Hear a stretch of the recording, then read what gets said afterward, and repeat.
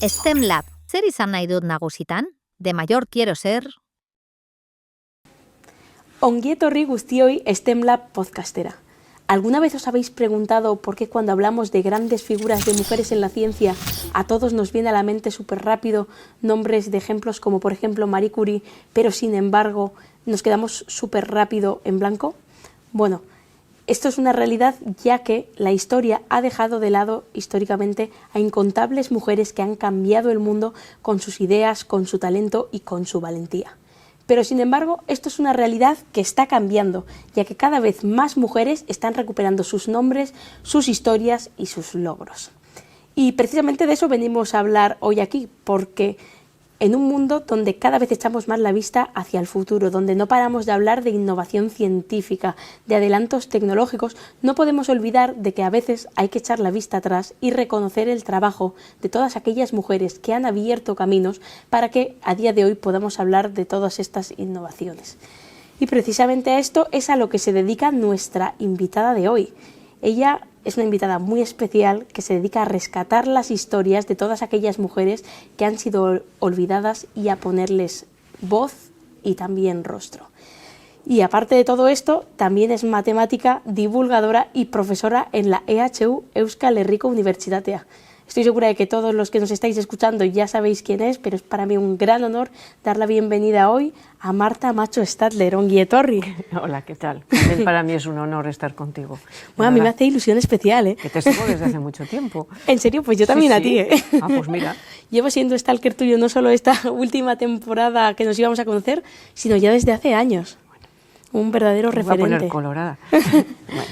Oye, yo he sido muy fan de tu blog Mujeres con Ciencia, de la Cátedra Científica de la UPV-HU, del que eres editora. Oye, yo necesito que me cuentes cómo termina una matemática siendo editora de un blog. Bueno, pues esto es porque me liaron, como suele pasar casi siempre, ¿no? Con todas las buenas historias. Sí, pero bueno, me liaron y me dejé liar. El responsable de la Cátedra de Cultura Científica, Juan Ignacio Pérez, en aquel momento, esto fue en el año 2013, ya llevamos 11 años de blog, pues me llamó por teléfono y la cátedra tenía ya 3 blogs, uno en castellano, uno en euskera y uno en inglés, y bueno, se le ocurrió, y se lo agradezco mucho, que quizás era importante hacer un blog dedicado solo a mujeres de ciencia en español. Y me preguntó, él sabía que yo, el tema de la igualdad en general y la igualdad en el campo de la ciencia y la tecnología me preocupaba. Me dijo, oye Marta, ¿tú crees que puede haber contenido suficiente para un blog que hable solo de mujeres en la ciencia? Y no lo pensé nada, dije sí, de estas cosas que haces sin pensar y no sabes en lo que te metes, ¿no? Y lo dije rápidamente porque si yo decido hacer un blog, ya había blogs de mujeres que escribían sobre otras mujeres, ¿no? Pero es cierto que, bueno, te expones y a lo mejor, bueno, la relevancia de lo que estás haciendo pues es la que tienes, te leen tus amigos y tus amigas, pero no llega más allá. Y además, un tema en el que todavía hay mucha gente que le parece fatal hablar de la igualdad en el mundo de la ciencia con estos discursos de a que a nosotros nos importa el talento, ¿no? No distinguimos entre hombres y mujeres, bueno, en fin, cosa que es completamente falsa. Y pensé que era como te digo, una buena idea, que con el respaldo de la universidad, que en cierto sentido apoyaba esta iniciativa, pues bueno, aquello seguro que iba a funcionar muchísimo mejor que si se me ocurría hacerlo en plan personal.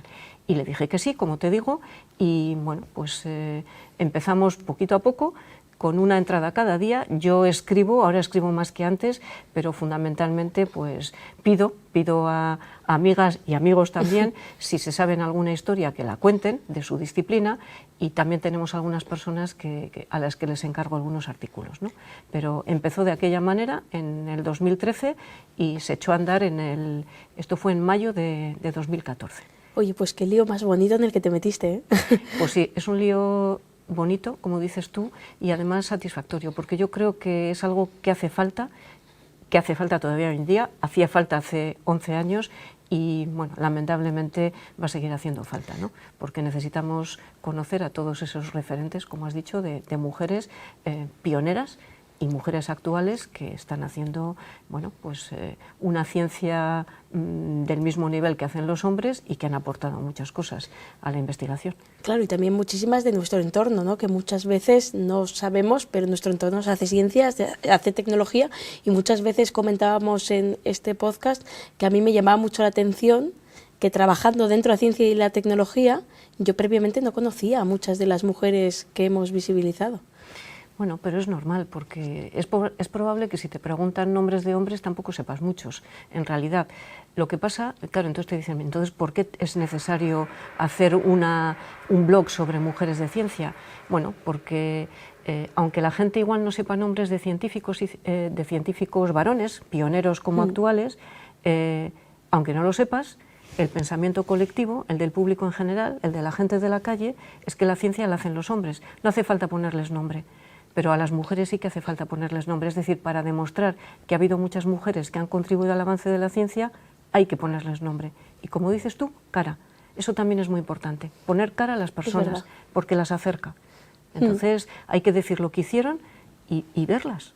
Pues mira, esta mujer tan hermosa o tan entrañable, ¿no?, que resulta que ha hecho una aportación importantísima. A mí eso me parece muy importante. Es verdad que a mí sí me llamó mucho la atención, que yo pensaba que igual estábamos en otro momento, pero cuando vas a los colegios y preguntas a los niños, todavía seguimos teniendo un poco esta imagen del científico, ¿no?, con el pelo alborotado en un laboratorio, y cuesta romper este molde. Claro, porque digamos que ese científico es Albert Einstein, evidentemente, y bueno, ha sido un científico muy relevante. Totalmente. Pero es que Albert Einstein trabajó en un entorno en el que mucha gente fue facilitadora para que él pudiera hacer sus teorías, ¿no?, la teoría de la relatividad. Entonces nadie trabaja solo, incluso personas especialmente geniales o inteligentes como un Albert Einstein. Se habla muy poco de eso en la ciencia, pero al final la ciencia siempre es un trabajo de equipo, yo creo. Hombre, evidentemente, yo creo que esta es una de las cosas que hay que abolir para el público en general. Total. Que entiendan esa imagen del científico solitario, ¿no?, que se pasea, se choca contra las farolas y de repente, ¡ajá!, descubro, ¿no? Yo creo que es algo que ha apartado mucho a las mujeres de la actividad científica, porque las mujeres nos pensamos y nuestro entorno nos piensa no tan brillantes como los hombres, ¿no?, algo que es completamente falso, vamos. Pero es cierto que la imagen del científico solitario no va con el tipo de actividad y con el tipo de manera de relacionarnos que tenemos las mujeres. Y por eso yo creo que es muy importante transmitirlo. La ciencia es una actividad colectiva, en donde hay personas que en ciertos momentos son, bueno, los investigadores principales o las personas que son las jefas o jefes de equipo, y lamentablemente muchas veces se confunde la persona que representa al equipo con el equipo completo, pero sin el trabajo del equipo, desde luego, la ciencia no avanzaría y nadie sería un científico relevante. Bueno, y luego hay un artículo que yo leí que me parece precioso, que habla sobre cómo mucha gente quiere ser, o se imagínate, ser el violín principal en una orquesta, pero la orquesta no funciona sin los segundos violines. No sé si te refieres a un artículo, una carta a la directora, sí, en El País. A mí me encanta, fíjate, estamos hiperconectadas tú y yo. Era el destino, Sí, el destino nos ha unido por fin. ¡Qué fuerte! No, pero esa carta la conozco y no sé si es verdadera o es falsa. Me refiero que puede ser una carta metafórica, ¿no? Sí. Una carta que ha escrito alguien que quiere transmitir algo pues de manera hermosa. Y efectivamente yo estoy muy de acuerdo. ¿Por qué obcecarnos en que todo el mundo quiere ser el primer violín cuando solo hay un primer violín? Pero la orquesta, efectivamente, como dices, no funcionaría nunca sin los segundos violines. Y recuerdo para la gente que nos escucha que esa persona que escribe dice que su hija quiere ser el segundo violín porque es feliz siendo segundo violín. Y es que tiene que ser feliz, porque si no la orquesta sin ella no sonaría bien. Es verdad, y también que es muy importante visibilizar todo ese trabajo que hay, diríamos un poco en el backstage de la ciencia. Claro que sí, porque, insisto, que lo que hacen todas las personas que están en un equipo de investigación, desde la persona que se ocupa de que el laboratorio esté bien, en el caso de que sean investigaciones con laboratorio, que esté bien equipado, cuidar los equipos, en fin, hasta la persona que lleva a cabo la investigación directamente y la persona que tiene las ideas, todo el mundo es importante. El de las ideas sin la parte experimental, pues Sí, tiene ideas que nadie se las cree porque no se han demostrado, ¿no? Así que eso hay que valorarlo, hay que valorar todo. A mí me gusta imaginármelo como la ciencia, bueno, imagino que es una metáfora súper usada, ¿no? Pero como una montaña que entre todos vamos poniendo grano a grano y que nunca va a ser una gran idea que tenga una única persona la que va a cambiar el mundo, sino que van a ser todas las pequeñas cosas, o así me gusta pensarlo. Sí, yo creo que es la ciencia y la vida también, ¿no? En la que todos y todas crecemos porque hay personas que nos apoyan. No me gusta nada estas personas que dicen yo me he hecho a mí mismo. A mí me entra la risa, digo, tú, que te has hecho a ti mismo, pero, en fin, el entorno que te ha cuidado, las personas que te han ayudado a que llegues, la beca que te han dado, en fin, tú no te has hecho a ti mismo, tú te habrás esforzado, pero, en fin, hay muchas cosas que nos ayudan a todos y todas a crecer, ¿no? Hay que saber aprovechar las oportunidades y también hay que tener suerte. Y estar bien rodeado lo pone todo mucho más fácil. Hombre, eso es maravilloso. Te iba a preguntar, se habla mucho sobre el tema de la falta de vocaciones STEM de los más jóvenes, incluso desde los niños. ¿Tú a qué lo achacas? ¿A la falta de referentes? ¿A una imagen errónea?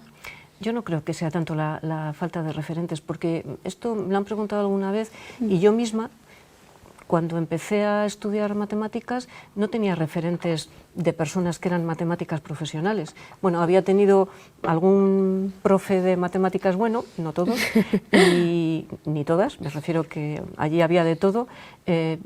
Mi padre era profesor de clases particulares, quizá allí también surgió un poquito esa vocación, entre comillas, por la parte científica, y claro, tengo una hermana. Mi hermana mayor es economista, mi otra hermana es física, luego vengo yo y luego mi hermano que es ingeniero. Con lo cual tú dices, bueno, algo tenía que haber en la familia y algo, de alguna manera nos incentivaron en casa para que nos atreviéramos a hacer la carrera que quisiéramos, ¿no? Yo creo que los referentes tienen que partir de casa más que del entorno, es decir, además para los hombres dicen que funciona muy bien, yo quiero ser como Albert Einstein, o yo quiero ser como el futbolista ¿no? Porque yo creo que soy capaz, pero para las mujeres no funciona igual. Porque a veces esos referentes tan heroicos como has nombrado tú, como Marie Curie, ¿no? La científica que, casi murió por el efecto de la radioactividad, como otras muchas mujeres y hombres que han trabajado de esa manera, pero son heroínas que para las mujeres son lejanas, pero porque tenemos una manera distinta culturalmente de afrontar la vida. Pero para los hombres, este genio, yo quiero ser como él, y además puedo, porque todo el mundo me anima y me dice, seguro que puedes y tal, ¿no?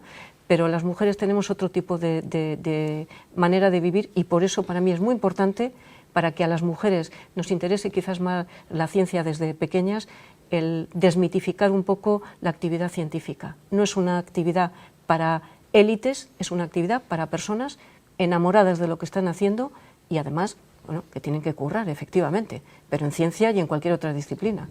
Yo lo entiendo así. No, es que me parece un punto de vista súper interesante porque me estaba recordando a cuando a mí me preguntan de quiénes eran mis referentes, yo siempre he dicho que eran mis padres y ninguno de los dos se dedica ni a la ciencia ni a la medicina, pero nunca han parado desde que éramos súper pequeños de preguntar el porqué de las cosas, de intentar aportar soluciones y que al final la ciencia, para mí, la base es la curiosidad. Sí, y luego también el tener en casa a alguien que te diga, atrévete, sin paternalismos. Bueno, pues inténtalo. ¿Te gusta esto? Pues inténtalo. Y si no te sale, no pasa nada. Esa es la actitud, yo creo. Y en ciencia pues hay muchos, me va bien, me va mal, me va bien, me va mal, y lo que hay que hacer es en los momentos que te va mal, pues reflexionar por qué me va mal y ya está, pues renacer de tus cenizas, digamos, en esos momentos, en fin, un poco dramáticos, ¿no? No, pero sí. Esa resiliencia te la enseñan en casa. Es que la ciencia es resiliencia, ¿eh? Yo creo que al final también es los errores o cuando las cosas van mal, también es una oportunidad de pivotar. Hombre, es que se aprende de los errores, al que le sale todo bien a la primera, no creo que aprenda mucho. Yo creo que cuando cometes un error y lo entiendes, dices, porras, ahora he entendido esta salsilla que tiene debajo esta teoría, por fin la he entendido. Total. Yo suelo contar a veces que la gente se asombra de que lo confiese, que hay una cosa de mi tesis que la entendí 5 años más tarde. ¿En serio? Sí, o sea, yo me sabía la parte, digamos, la parte mecánica la entendía, pero de repente un día escuchando a alguien en un seminario dije, porras, si era esto. Y no hay que tener ningún problema por decir, ahora me he dado cuenta de lo que había debajo de esto. Es decir, la parte mecánica la entendía, pero hay cosas que las entiendes con el tiempo, porque necesitas madurar o necesitas conectar cosas y ya está. Pues allí otro momento para avanzar. Hay como un miedo general, ¿no?, a admitir el desconocimiento, que muchas veces, es la única manera de aprender, ¿no?, aceptar que no sabes y que qué bonito que nos quede tanto por aprender. Pues sí, porque además nadie sabe de todo y bueno, pues hay que tener la mente abierta para... Yo algún alumno, a veces de estos que... Hay alumnos que tenemos que son muy buenos, ¿no? Y alguna vez de estas que te das cuenta que es un poco rebelde, le digo, yo esperaba poderte enseñar algo. Le digo, por lo menos el oficio, porque el oficio no lo sabes. Tienes, bueno, una brillantez especial a lo mejor, hay gente que es muy buena, digo, pero el oficio hay que aprenderlo, porque solo con la potencia que tú tienes de, digamos, esa sabiduría o esa manera de ver las cosas, eso es un diamante en bruto, pero los diamantes en bruto hay que limarlos. Entonces, a veces les digo eso y se quedan un poco así, y como me suele llevar muy bien con los alumnos, me dicen, no, Marta, que tú me has enseñado mucho, y digo, ¡ay, qué mono! ¡Qué mono! Pero... Hombre, yo creo que es una suerte, porque cuando alguien te dice eso es porque realmente cree en ti, en que puedes aprender. Sí, bueno, yo creo que sí, ¿no? Porque, en fin, yo creo que cualquiera con 2 dedos de frente tiene que entender que necesita... Si se ha apuntado a una carrera, a un grado, algo tendrá que aprender, ¿no? Y es cierto que, bueno, algo, si eres un buen profesor, una buena profesora, a cada persona le enseñas lo que necesita, ¿no? Hay gente que necesita que le hagas un seguimiento pues más cercano, y hay gente que necesita que la dejes volar, pero también cortarle de vez en cuando las alas y decir, ojo, esto que has hecho está muy bien, pero en vez de hacerlo así, lo puedes hacer así, que es más bonito, más elegante, y, hombre, la persona que te va a escuchar te va a entender mucho mejor que si le metes esto que tú tienes en la cabeza, ¿no? Qué difícil, ¿no?, valorar eso, me refiero con el poco tiempo que hay en general en clase y todo eso, llegar a conocer tanto al alumno. Bueno, tengo la suerte, yo doy clase en castellano y las clases en castellano son un poco más reducidas. Y luego, claro, es cierto que yo esto... Ahora tengo quizá una relación con el alumnado ahora mucho más cercana de lo que tenía, que parece mentira, porque soy una persona mayor, pero que hace años. Porque ahora, bueno, es un tipo de alumnado un poco distinto, es cierto, pero les miro mucho y el lenguaje corporal es un aprendizaje, para mí ha sido un aprendizaje, y casi, como les digo yo, sea hasta lo que estáis pensando, les digo así, pues, bueno, así, ay madre, que están en los pensamientos, ¿no? Pero muchas veces cuando preguntas, lanzas una pregunta en el aire, al aire en clase, y observas un poco, te das cuenta del que sabe y le dices, calla un poquito porque hablas demasiado, y hay gente que mueve un hombro, es que de verdad es maravilloso, o gente que abre los ojos, y dices, esta lo sabe. Sobre todo me fijo mucho en las chicas, y cuando a una chica le veo que hace como así, le digo, responde tú. Y de verdad que les pone, cuando responde bien a una pregunta, aunque yo desmitifico mucho lo de acertar, ¿no? Pero yo creo que empodera a esa alumna y empodera a todas, porque están muy calladitas en clase normalmente. Sí, o sea, tú sí que ves que en general... Sí, porque tienen el miedo precisamente al error, y los chicos no. Los chicos no suelen tener miedo al error. De hecho, cuando se equivocan, alguno se pica, pero alguno se ríe de sí mismo, que está muy bien reírse de sí mismo, pero porque parten de puntos diferentes. Qué bonita esta faceta tan docente. Es que es mi faceta. Yo soy docente. Total. Soy docente y creo que las matemáticas me encantan, pero creo que si hubiera hecho otra carrera sería también docente, porque hice la carrera de matemáticas sabiendo que iba a ser profe. Ah, sí, ¿eh? Sí, o sea, lo tenías claro desde el minuto uno. Lo tenía clarísimo. Yo que te iba a preguntar, ¿y por qué matemáticas? Pues a lo mejor porque mi hermana inmediatamente anterior, la física también estaba entre mis carreras favoritas, pero estaba haciendo física, entonces de eso, pues ya hay una en la familia haciendo física, no vamos aquí a competir. Y las matemáticas, claro, se me han dado muy bien siempre, me han encantado. Me gustaban los retos de solucionar problemas, sobre todo geométricos, y dije, pues esto es lo mío, pero sabiendo que iban a ser una manera de ser docente. Mira, tuve la suerte de entrar en la universidad, pero podía haber sido docente en secundaria. Igual es más duro dar clase en secundaria, porque mis alumnos y mis alumnas más o menos quieren hacer una carrera, y casi todas mis alumnas y alumnos son matemáticos, entonces se supone que les gustan un poco, ¿no? Y entiendo que eso es una ventaja, pero para mí la docencia ha sido siempre... Bueno, mi padre era docente y mis 2 hermanas son docentes también. Ah, sí, ¿eh? Sí.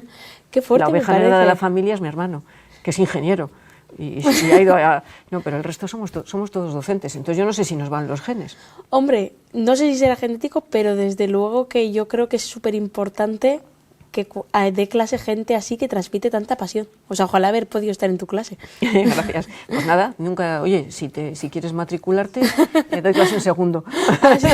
Entonces tengo que superar primero. Tienes que superar primero. Pues yo, de hecho, yo iba para física e ingeniería electrónica, era una apasionada a las matemáticas, pero siempre fui todavía más apasionada a la oncología. Entonces di un cambio de rumbo en el último Seguro momento. que la oncología ha ganado porque tú te has dedicado a ello, seguro. Joder, pues gracias. No, pues seguro. Oye, y te iba a preguntar, ¿qué tal ves ese salto de terminar de estudiar de repente una carrera y dices que comenzaste muy pronto a trabajar en la universidad? Mucha gente le tiene miedo a este cambio, ¿no?, de estar en el mundo académico al mundo laboral. Bueno, es que es un cambio gordo, ¿no?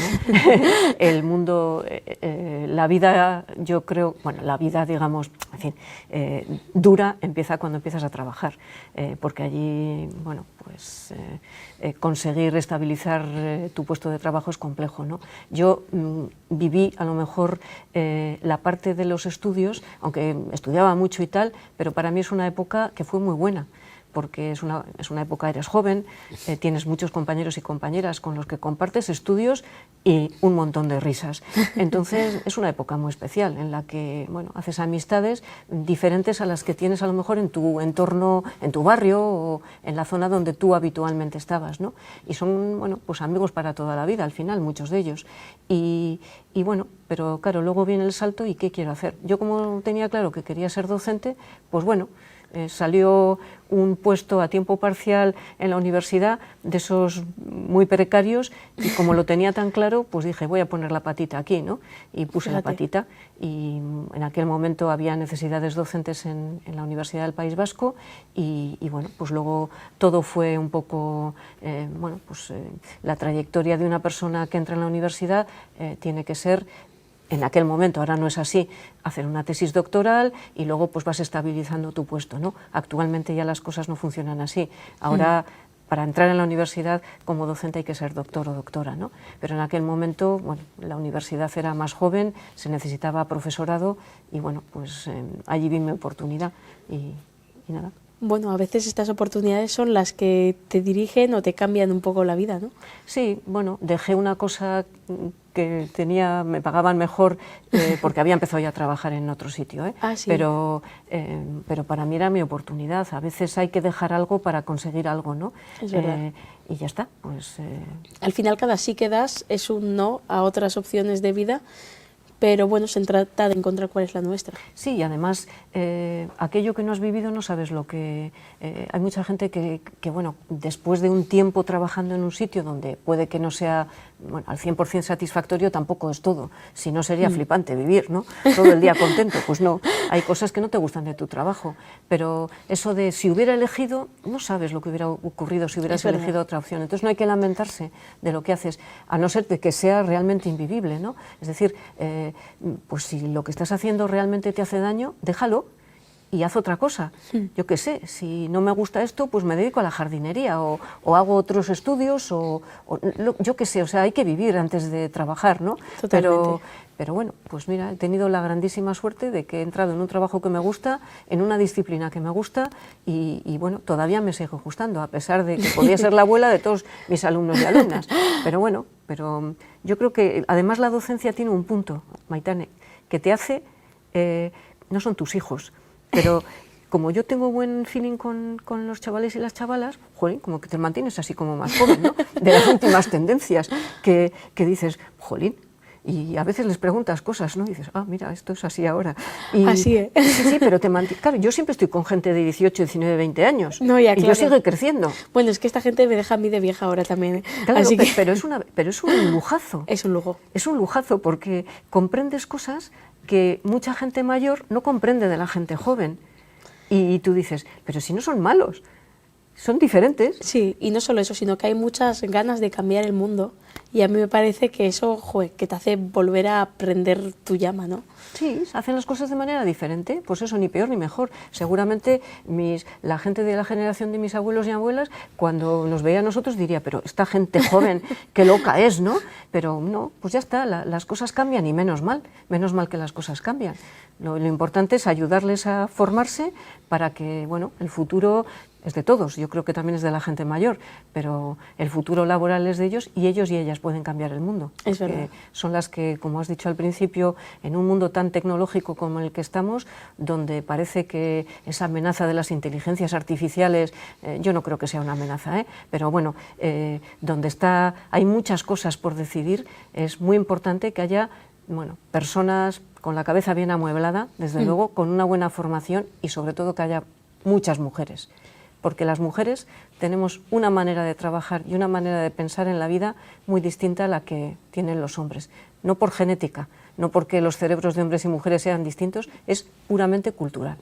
Entonces, educacional al final. Sí, y nuestra mirada tiene que estar allí, Es importantísimo. Uy, yo necesito preguntarte ahora, porque me has dejado con la intriga, ¿qué es lo que más te gusta a ti de tu trabajo? Bueno, ¿qué intriga vas a tener? Dar clase. Ir allá a machacar a alguien, tú tienes un día así, hoy tengo ganas de meter la chapa a alguien, pues vas allí, toma. No, eso es broma. No, es muy satisfactorio porque me gusta. Cada clase, mira, hoy justo un compañero me preguntaba, estoy aburrido de dar siempre la misma clase, llevo 5 años dando lo mismo. Y yo digo, que cómo se cansa de rápido. Yo llevo, pues igual, 30 años enseñando topología de segundo. Y le digo, es que igual no miras mucho a tus alumnos y alumnas, porque para mí cada clase es diferente. La materia que tengo que enseñar es la misma, pero las personas que están sentadas son diferentes. Y me llevan, es decir, yo tengo que dar un contenido, no es que me llevan y hablamos sobre el sexo de los ángeles, no es eso. Pero cada pregunta, cada persona que está allí, cada duda, cada lenguaje corporal que veo, digo, no ha entendido esto. Cada metáfora que tengo que utilizar me hace repensar las cosas de una manera distinta. Y le digo, la asignatura es distinta, porque se la estoy enseñando a gente diferente. Si no consigues eso, te vas a aburrir a los 5 años. Yo no me aburro después de 20 y pico años dando la misma asignatura. No, me encanta. Ojalá todos los profes y todos los alumnos escuchasen esto, porque yo creo que es súper importante. Te tengo que preguntar por el otro lado de la moneda ahora. ¿Qué es lo que más te cuesta de tu trabajo? Bueno, mira, la parte aunque ahora yo estoy muy parada en investigación, ha sido siempre quizá la parte dura del trabajo, porque a mí me gusta trabajar con gente. Y es cierto que mi época de la tesis fue muy dura, bueno, por distintos motivos, no me llevaba muy bien con mi director de tesis y, bueno, aquella temporada fue dura. Es cierto que el momento de la tesis, sobre todo en cosas de tipo teórico como lo que yo hago, es difícil porque hay muchos momentos que estás estancado y hay que tener pues mucho apoyo, porque tú sola no sales de los momentos de desánimo, digamos. Y de frustración. De frustración, porque dices, esas preguntas de, igual es que no sirvo para esto, ¿no? Porque esto es muy difícil para mí. Pues no, todo el mundo es capaz de hacer, igual no lo que te habías planteado, pero algo seguro que te va a salir. Y bueno, pues son momentos de frustración. He disfrutado mucho con las personas que después, a las personas que he dirigido una tesis doctoral, pero porque trabajaba con ellas.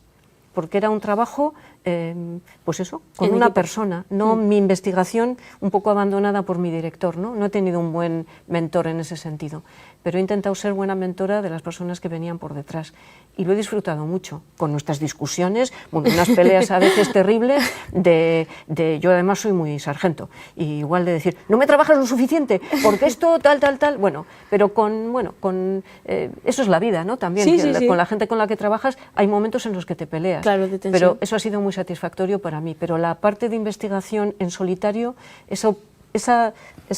digamos, ese estereotipo del científico solitario a mí no me gusta. A mí me gusta trabajar con personas, porque en el trabajo comunitario, cuando la gente va hablando, salen un montón de ideas. Alguien dice algo y de repente, pues bueno, se te cruza algo que no te habías imaginado, ¿no?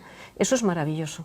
pero quizás la parte más complicada para mí, la parte de investigación. No, pero qué bonito que saques el tema de la mentoría, porque no es un tema que se habla tan frecuentemente igual en el entorno en el que vivimos, pero me parece que es una figura súper fundamental en la ciencia, en la vida. En la vida, sí. Tener un buen maestro, a mí me gusta más la palabra de maestro en abstracto, que más que el de mentor o mentora, que se utiliza mucho ahora. Tener una persona que es tu maestro, tu maestra, es lo mejor que te puede pasar en la vida.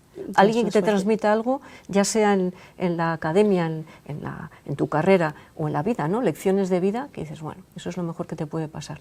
Si tu director de tesis, pues está mejor.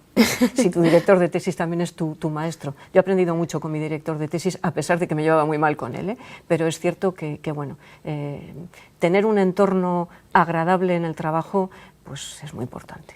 Hombre, sí. Y yo creo también que al final pues somos un poco las personas que nos rodean, pero me parece que también es importante visibilizar que no siempre las cosas salen bien y que no pasa nada y que todos en algún momento hemos pensado que no valíamos para ello, pero que se trata de, por muchos nos que te digan, si algo de verdad es lo que hace que te brillen los ojos, levantarte y pelear por ello. Sí, yo creo que sí. Hombre, hay también sin perder la vida en ello, ¿no? Pero yo creo que es cierto que no puedes pararte la primera vez que tienes un problema, ¿no? Hay que saber, bueno, hay que tener resiliencia, hay que saber tener capacidad de resistir a la frustración. Eso es algo que, mira, yo observo que nuestro alumnado más joven de ahora carecen un poco de esa capacidad, ¿no? Enseguida se desaniman y, bueno, pues es importante saber que las cosas, claro, vivimos en un momento de inmediatez, es todo muy rápido. En nuestra época era más tranquila, era un poquito más tranquila. Entonces, si no te sale todo a la primera, no vayas a internet a buscar a ver si una puñetera inteligencia artificial te da la solución del problema, porque se equivocan mucho las inteligencias artificiales. Bueno, eso lo digo en broma. Y les creemos demasiado, ¿eh? Sí, les creemos demasiado. Pero bueno, siempre hay sitios donde hay problemas de matemáticas solucionados. Pero no vayas a algo fácil. Piensa, peléate con el problema, que cuando resuelves un problema por ti mismo, por ti misma, jolín, tienes un chute luego, dices, me cago en la mar, que lo he conseguido, me ha costado, pero lo he conseguido. Y eso para mí es importantísimo. ¿Crees que estamos perdiendo con todo este tema de la inteligencia artificial ese lado de pensamiento crítico o que lo estamos sabiendo mantener? Bueno, yo creo que esta herramienta, el encontrar inmediatamente en Internet casi todo lo que queremos saber, pues no nos ayuda mucho a repensar las cosas, ¿no? Pero bueno, pues ojalá me refiero que con el avance de la inteligencia artificial es cierto que también hay una corriente de personas que están llamando la atención sobre que la parte ética hay que controlarla mucho y espero que nos ayude a todos y todas a reflexionar sobre que la inteligencia artificial está muy bien, es una herramienta que nos puede ayudar a invertir menos tiempo en muchas cosas, pero que no nos va a ayudar a pensar, porque las inteligencias artificiales no piensan, solo miran información, investigan y repiten. Repiten, o sea, no es una inteligencia, está muy mal llamada, debería ser, no sé, deberían cambiarle el nombre, no son inteligentes. Bueno, no lo podía haber sintetizado mejor. No, pero es una herramienta, pero no va a sustituir jamás a un ser humano, que los seres humanos sentimos. Y es muy importante investigar sintiendo, incluso las matemáticas, porque sí, porque, en fin, no es lo mismo, en matemáticas igual es un poco más difícil contarlo, pero no es lo mismo ir al hospital si tienes un problema en la cabeza, que tener un día, en fin, bueno y intentar poner todo de tu parte para que aquello funcione. Los días malos también intentas poner todo de tu parte, pero la parte, digamos, sensible es importante en todos los aspectos de la vida, en particular en la investigación. Bueno, otro de los grandes temas que es inevitable hablar contigo es de la divulgación. Se habla mucho de que la ciencia a veces se queda en los congresos científicos, para los científicos. ¿Tú cómo vives la importancia que es acercar la ciencia a la sociedad? Bueno, yo creo que es esencial, ¿no? Porque si tú quieres que la sociedad vote a un partido que invierte en ciencia, tendrás que convencerle de que la ciencia es importante, ¿no? Por ejemplo, solo por eso. Pero también yo creo que la cultura científica es esencial. Yo creo que el entorno científico ha pecado un poco de soberbia en muchos momentos, también un poco con esa imagen que tenían algunos de sí mismos de yo soy el rey del mambo, soy un científico y yo investigo, pero no tengo por qué comunicar a nadie lo que yo estoy haciendo. Es cierto que hay gente que tampoco es muy hábil para hacer divulgación, no todo el mundo tiene que hacer todo, investigar, dar clase y divulgar, pero creo que es una parte importante en el trabajo. Los últimos años yo creo que hay mucha gente que está haciendo un esfuerzo divulgador muy grande y yo creo que la gente asiste contenta a los actos de divulgación científica.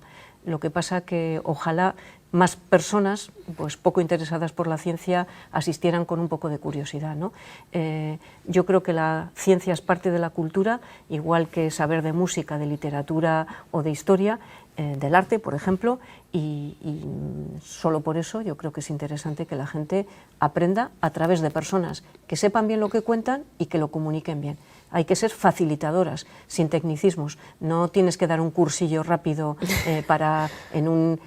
con un público heterogéneo sobre tu materia. Lo que tienes que hacer es contar, bueno, simplificando, por supuesto, y aquello de en lo que estás trabajando, para que las personas entiendan que aquello que tú haces puede salvar vidas o contribuir a que, yo qué sé, el móvil que tienen pues funcione bien, o a cualquier cosa, ¿no? La ciencia atraviesa todo lo que hacemos durante todo el día y yo creo que eso es importante transmitirlo, sobre todo en una época en la que las pseudociencias pues tanto abundan, ¿no?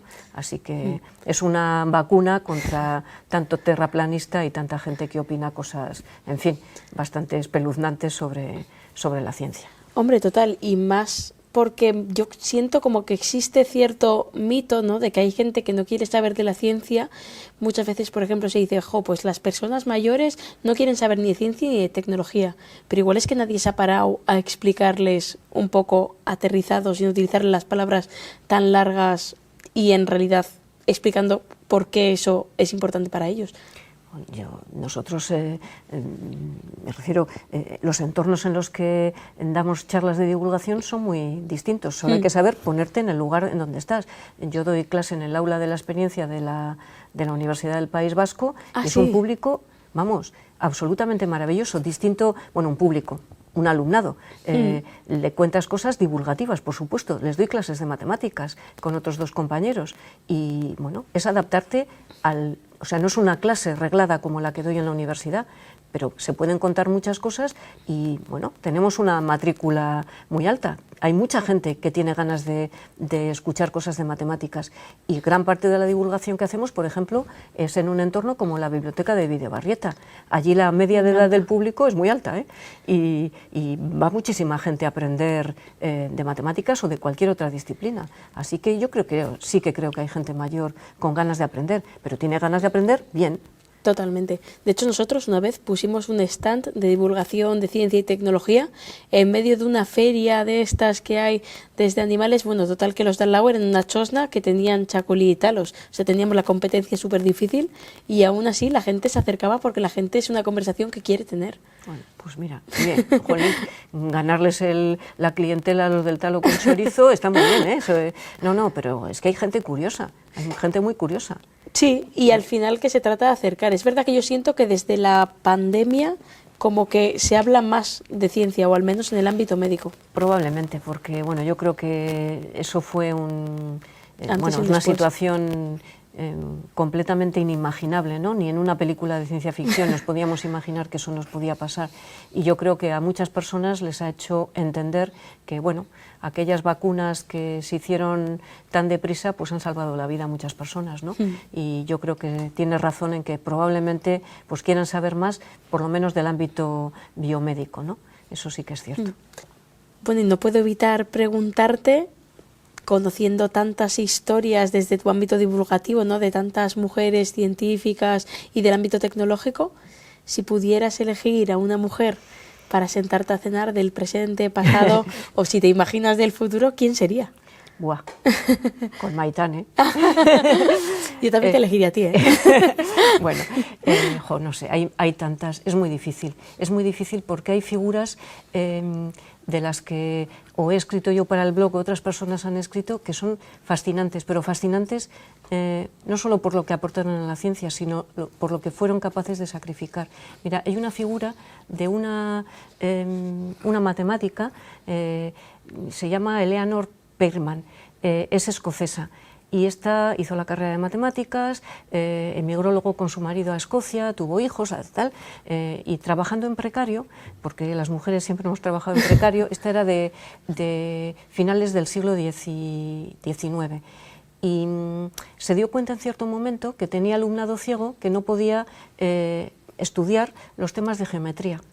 Y se fue a casa y con la máquina de coser, a mí esto hasta me emociona, de verdad, con lo que tenía en casa y los aparatos de cocina, yo qué sé, hacer un agujero para sacar no sé qué, esto es para hacer masa una masa para, yo qué sé, hacer un pastel o lo que sea. Utilizaba cartulinas finas y, bueno, pues con la máquina de coser, como te digo, y los aparatos de cocina, empezó a escribir textos de geometría para su alumnado. Y aprendió braille por su alumnado y aprendió luego un braille que hay que es especial para las matemáticas. Y me parece porque lo hacía porque quería. Hay gente que diría, lo hace porque quiere. Digo, pero el tiempo que no invirtió esta mujer para mejorar la vida, a lo mejor de 4 personas. A mí eso es lo que me parece admirable, el poder hacer algo para ayudar a los demás, ¿no? Y al fin y al cabo estaba haciendo matemáticas y tenía que conocer bien la parte científica y luego con sus conocimientos de braille pues hacerlo, ¿no? Me encantaría comer con esa mujer y con tantas otras. Pero yo me uniría a esa comida, súper invitada, vamos. Es maravilloso. Se me ponen los pelos de punta. Mira, y hay otra, si me dejas, sí. que esta es una bióloga que es una bióloga griega, Papa Nicolau es su nombre. Vale. El nombre de ella no me acuerdo porque es un poco complicado. Esta se casó con un médico, emigraron a Estados Unidos y este es el que hizo la prueba del frotis vaginal, el médico. Pero bueno, como él era griego y en Estados Unidos él no podía trabajar, su mujer renunció a tener hijos para que todos los días, ella era técnica de laboratorio con él, le hiciera un frotis vaginal y él fue investigando cómo era la mucosa, bueno, eso sabes tú mucho más que yo. Durante 20 años le tomó todos los días una muestra. Ella contribuyó porque ella preparaba sus propias muestras de lo que el marido les traía y ella colaboró en la investigación y renunció. Quizás, bueno, no digo que sea lo más importante en la vida de una mujer, pero quizás algo que hubiera querido, que es tener hijos e hijas. Y él pudo estudiarla desde la edad fértil hasta la menopausia. Eso madre mía, es, bueno, en fin, no, a mí ese es el tipo de mujer, bueno, no todo el mundo tiene que ser heroico, me refiero que con cumplir con tu trabajo y contribuir al avance de la ciencia ya vamos bien, pero esas son figuras de mujeres, bueno, pues me encantaría preguntarle cómo pudiste hacer esto, en realidad, para ayudar a tu marido a que él fuera famoso, porque el nombre de ella no aparece en ningún sitio, ella era solo la técnica de laboratorio. Y que es verdad que son hallazgos que utilizamos en nuestro día a día y no conocemos la historia que hay detrás. Pues ojalá todas esas infrahistorias, ¿no?, con tantos sacrificios de tantas personas, de hombres también, por supuesto, pero de muchísimas mujeres, pues los conociéramos, porque yo creo que, bueno, pues nos acercaría mejor a la ciencia que, tal y como yo la entiendo, ¿no? Una ciencia que busca mejorar la vida de las personas y que es, como has dicho al principio tú, colaborativa. Me dejas encogida, ¿eh? O sea, yo invito a todo el mundo a que lea el blog del que es editora Marta, Mujeres con Ciencia, para descubrir esta y otro mogollón más de historias y que no podemos vivir el presente sin recordar de dónde venimos. Yo creo que es fundamental. Bueno, además es justicia histórica, ¿no?, el hablar de esas mujeres, sí. Y es cierto que tenemos que conocer lo que ha pasado, porque si no repetimos muchos de nuestros errores. Es verdad. Oye, ahora viene un momento muy emocionante, porque yo ya te he preguntado, vamos, te tengo frita preguntas, pero ahora les toca preguntar a todas las personas que nos están escuchando. Y hay 2 estudiantes que han querido dejarte sus preguntas. ¿Estás lista? Sí, sí. Bueno, tengo aquí un mensaje de Yunes San Vicente, que es estudiante de matemáticas. ¿Qué recomendación me dan, en plan, qué nos recomiendan en un futuro para seguir pues en este ámbito en unos años? June, acaba la carrera, disfruta de la carrera y ya verás, no sé, cómo te lleva la vida, porque al final nunca sabes. Cuando no sé en qué curso está Juni, aunque no sé si le doy yo clase. ¿Te imaginas? No sé, es que no... Igual la ves mañana. Igual la veo mañana en clase, no sé. Bueno, pues, no sé, disfruta del camino, aprende mates y luego ya verás lo que haces. Están muy estresados, me parece a mí, nuestros alumnos y alumnas, por saber lo que van a hacer dentro de 3 años. Déjate de lo de 3 años, vive el presente, disfruta y cuando acabes, pues a lo mejor has cambiado de opinión desde lo que pensabas en primero de carrera. Es un consejo increíble y yo me quiero sumar porque a mí también me tocó que me lo tuvieran que dar, que hay que disfrutar del camino y que ser estudiante es un momento precioso, es un momento que después no vuelve y que hay que estar muy orgullosos de ese momento. Bueno, y que todo llega. Estudiamos toda la vida, ¿eh? Yo también soy bueno, estudiante. Bueno, eso es verdad. Sí, no, me refería a tiempo completo. Sí. Bueno, y ahora tenemos una historia que nos han querido compartir de Carlota Ibáñez, estudiante de ADE. Bueno, a ver, yo tenía muy claro, o sea, yo hacía sociales también, pero yo tenía muy claro que a mí las matemáticas me encantaban y yo quería hacer, de hecho, la carrera de matemáticas, pero bueno, al final por la nota que no me dio y pues nada, porque mi idea era hacer matemáticas y luego ser profesora. A mí me gustan mucho los números y me gustaría ser profesora de ello. Y entonces pues me dijeron, pues si te metes a ADE, tienes la oportunidad luego de hacer el máster de profesorado y pues luego ser profesora, que es lo que... Entonces pues al final dije, pues voy para ADE porque en matemáticas no he entrado. ¿Qué consejo le darías a todas esas personas que igual no consiguen entrar a la primera en su primera opción o...? Bueno, hay que hacer otra cosa mientras tanto. No puedes estar diciendo, bueno, ahora me tomo un año sabático. No, yo creo que en la vida hay que hacer cosas, lo que sea, ¿no?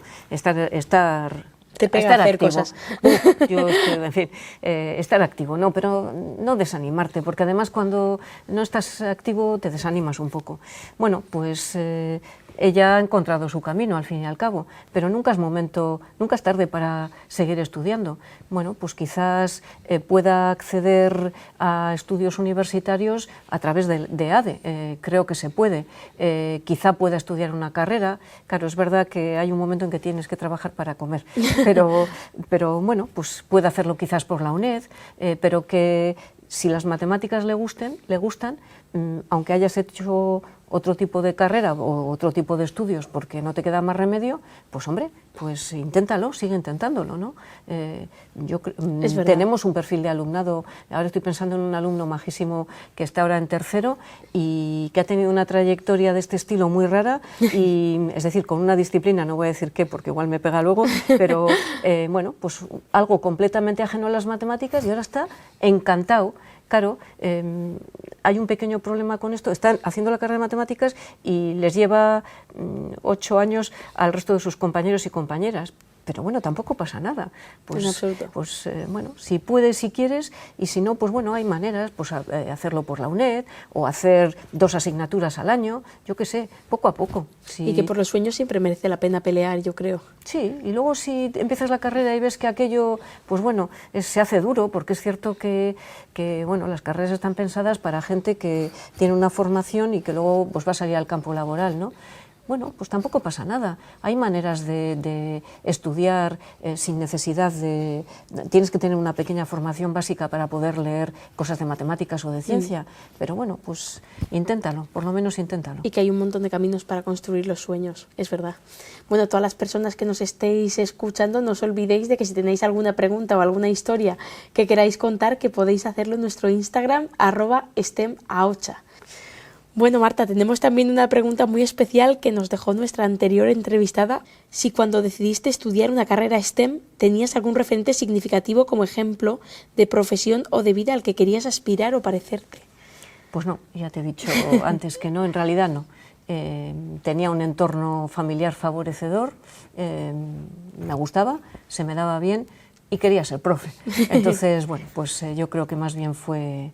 bueno, pues un cúmulo de pequeñas casualidades que me empujaron hacia la docencia a través de las matemáticas. Bueno, yo creo que es una grandísima suerte también el entorno familiar favorable, porque cuánta gente hay que no se atreve a seguir sus sueños, ¿no? A dedicarse a lo que les apasiona. Sí, y a veces en casa es cierto que pues hay personas que igual intentando proteger, igual te dicen, igual puedes hacer una carrera más fácil, sobre todo a las mujeres, ¿no? Pues igual eso es un poco difícil para ti. Bueno, pues tener a alguien en casa que te anima es lo mejor que te puede pasar. Sí, yo creo que me di cuenta con los años de que en realidad es un privilegio poder tener apoyo en casa, ¿no? Porque hay situaciones en los hogares de 1 millón de tipos y que sin embargo me parece súper fundamental intentar brindar ese apoyo desde el sistema educativo. Sí, bueno, cualquier apoyo, cualquier cosa que ayude a las personas, yo lo llamo a volar, está bien. Vuela, Es verdad. vuela, no te estrelles. No, o sea, nadie quiere, no es volar y lanzarlo ya lo que te dé la gana. Hombre, hay que estar pendiente y hay que ayudar a las personas, sobre todo a las que quieres, pero querer a alguien en muchas ocasiones es dejarle volar. Qué reflexión más bonita, ¿eh? Bueno, ahora te toca darle la vuelta a este tablero y puedes dejarle tú tu pregunta a nuestra próxima entrevistada, si quieres. Sí, porque es algo que me gusta mucho además preguntar. Reflexiona un poco en tu entorno laboral. ¿Has sentido alguna diferencia de trato entre las mujeres y los hombres? Es algo que muchas personas a veces no se dan cuenta de que eso funciona hasta que les preguntas que lo reflexionen. Entonces sí que me gustaría que lo respondiera. Jo, me cuesta quedarme con la curiosidad hasta el próximo capítulo, ¿eh? A mí también. Bueno, y ya para ir finalizando, te quería preguntar, ¿algún sueño que hayas cumplido, no sé, en tu carrera o en tu vida? Puede ser cualquier cosa. Bueno, pues en realidad, como te digo, yo siempre me pienso una persona con mucha suerte, muy privilegiada, porque trabajo en lo que me gusta, que un porcentaje muy grande de la población no lo hace, y bueno, pues mi entorno familiar es agradable, en fin, en realidad el sueño es vivir donde vivo, haciendo lo que me gusta, rodeada de mi gente. Eso Oye, qué bonito. es maravilloso. ¿Y te queda algún sueño por cumplir a ti? Bueno, pues seguramente, yo qué sé, igual tocar el violín. O, ¿Ah, sí, eh? Sí, o yo qué sé, esas cosas que nunca has tenido tiempo, pero cuando me jubile, ¡buah! Yo voy a ser de esos jubiletas que están todo el día estresados porque no llegan a hacer todo lo que les toca. A mí invítame a tu concierto, ¿eh? Hombre, cuando, en fin, espero que no me tiren tomates. No, te prometo que no. Y ya te prometo que es la última pregunta, pero es que necesito saber tu respuesta. A mí la pregunta que más me gusta hacerle a todas las personas, sobre todo a las que admiro, es a ver, no sé, si tienes algún consejo, algo que te hubiera gustado saber cuando estás empezando. Mira, yo soy muy poco dada a dar consejos porque los consejos valen para ti, pero no para los demás. Mi consejo es: intenta hacer lo que te gusta, sé feliz y haz feliz a los que te rodean, porque cuando tú eres feliz seguramente ayudarás a que los demás lo sean. Y pues intenta estudiar lo que te apetece, a pesar de que las dificultades al principio sean gordas, y tampoco pasa nada si aquello luego resulta mal. Sencillamente pues intenta ser feliz. Pues que sepas que das súper buenos consejos, Marta. Sí. Muchísimas gracias, de verdad, por haber compartido este rato con nosotras hoy, por abrirte, por compartirnos tu historia y la de tantas mujeres durante todos esos tiempos. Yo llevo siendo, fan tuyo desde hace muchísimo y hoy ya presidenta del club de fans. De violín, ¿no? Sí. Hombre, y primera fila en el concierto. Yo seré el segundo violín, de todas formas. Mila esker bihotz, Marta, es un privilegio tenerte, de verdad. Bueno, gracias a ti. Y a todas las personas que nos estáis viendo o a los que nos estáis escuchando, muchísimas gracias por estar con Marta y conmigo hoy aquí en el podcast STEM Lab, un día más, conociendo la historia de Marta y también de tantas mujeres. Yo la verdad es que personalmente me quedo con una frase, y es que la ciencia es resiliencia, pero que al final del día no hay nada más bonito que poder hacer lo que te apasiona y hace que te brillen los ojos. Así que no os olvidéis de que la ciencia necesita vuestro talento. Ezaztu zientziak zuen talentuaren beharra duela. Mila esker bihotz gaur gurekin egoteagatik.